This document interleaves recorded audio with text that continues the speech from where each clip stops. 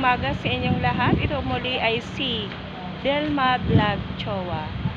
Ngayon po ay halos 40 years ago. Ngayon bumalik naman po ang bagyo at baha dito po sa Bicol. Pero alam niyo po ba, pinaparamdam po sa atin ang mahal na Inang Birhen na tayo po ay manalangin, no? Hindi makalimot sa kanya dahil halos po dito siguro sa Bicol ay iniisip nila ang kanilang pagninegosyo. Kaya dapat mga kaibigan, huwag po nating kalimutan na tayo po ay kahit busy, dapat po tayo ay manalangin. Kaya 40 years ago, bumalik muli ang bagyo na simula noong kay Sining, ngayon naman po ay kay Christine. Kaya mga ka-vlogs, katandaan natin na huwag kalimutan palagi na magdasal.